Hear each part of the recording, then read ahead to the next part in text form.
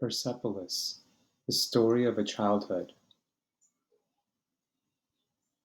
by Marjan Satrapi. Introduction.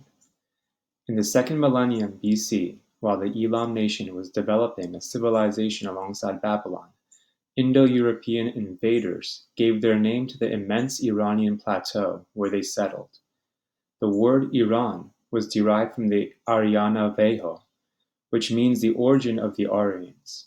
These people were semi-nomads, whose descendants were the Medes and Persians. The Medes founded the first Iranian nation in the 7th century BC.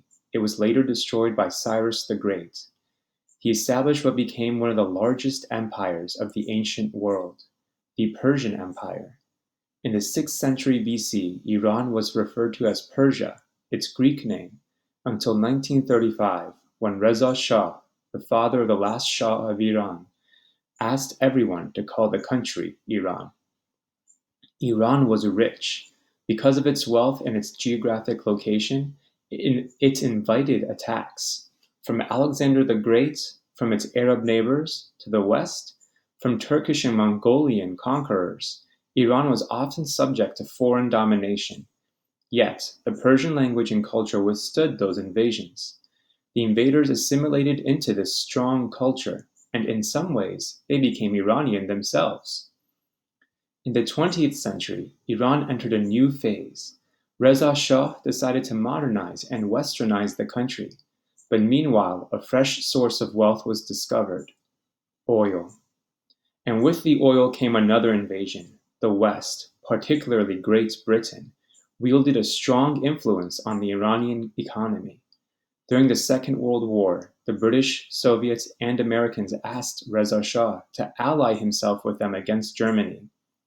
But Reza Shah, who sympathized with the Germans, declared Iran a neutral zone.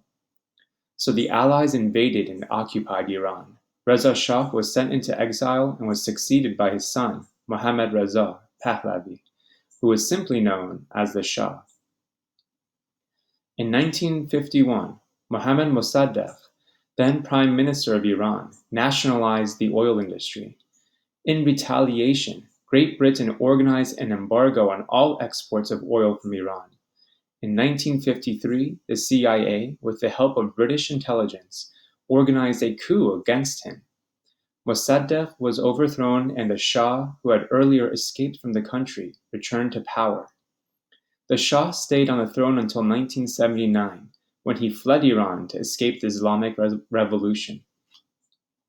Since then, this old and great civilization has been discussed mostly in connection with fundamentalism, fanaticism, and terrorism. As an Iranian who lived more than half of my life in Iran, I know that this image is far from the truth. This is why writing Persepolis was so important to me. I believe that an entire nation should not be judged by the wrongdoings of a few extremists. I also don't want those Iranians who lost their lives in prisons defending freedom, who died in the war against Iraq, who suffered under various repressive regimes, or who were forced to leave their families and flee their homeland, to be forgotten. One can forgive, but one should never forget. Marjan Satrapi, Paris, September 2002. Persepolis. Chapter 1: The Veil. This is me when I was 10 years old. This was in 1980. And this is a class photo. I'm sitting on the far left, so you don't see me. From left to right: Golnaz, Mashid, Nareen, Mina. In 1979, a revolution took place. It was later called the Islamic Revolution. Then came 1980, the year it became obligatory to wear the veil at school. Wear this! We didn't really like to wear the veil, especially since we didn't understand why we had to. It's too hot out! Execution in the name of freedom! Give me back my veil! You'll have to lick my feet. Ooh, I'm the monster of darkness. Giddy up! And also because the year before, in 1979, we were in a French non-religious school, where boys and girls were together. And then suddenly, in 1980, all bilingual schools must be closed down. They are symbols of capitalism. Bravo! What wisdom! Of decadence. This is called a cultural revolution. We found ourselves veiled and separated from our friends. And that was that. Everywhere in the streets there were demonstrators for and against the veil. The veil! The veil! The veil! The veil!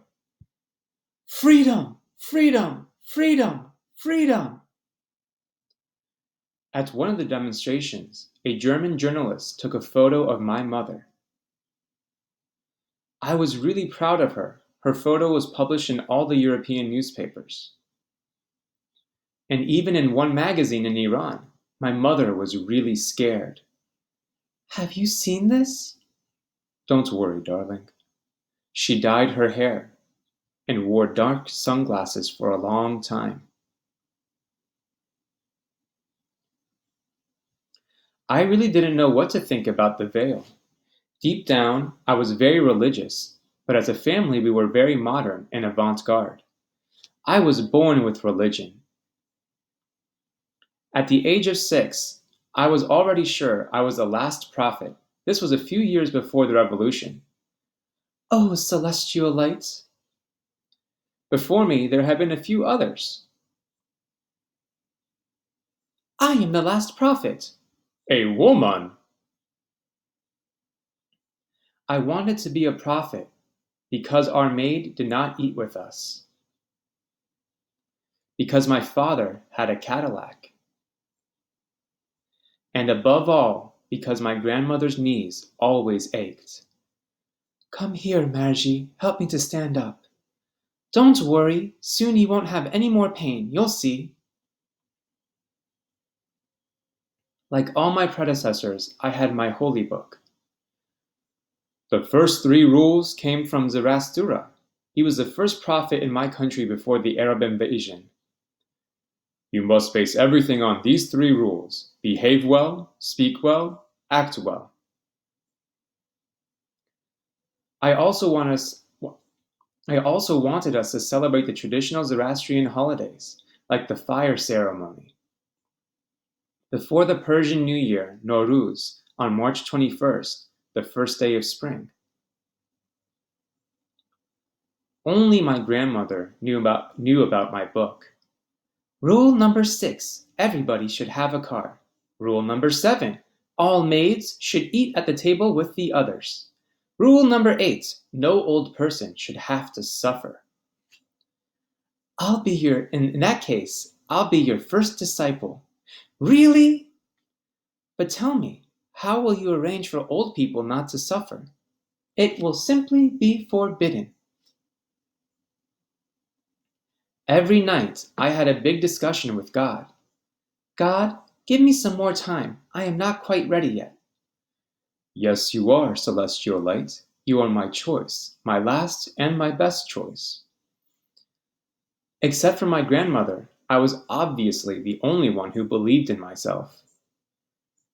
What do you want to be when you grow up? I'll be a prophet. Ha ha ha, ha ha ha ha. She's crazy. My parents were called in by the teacher. Your child is disturbed. She wants to become a prophet. What about it?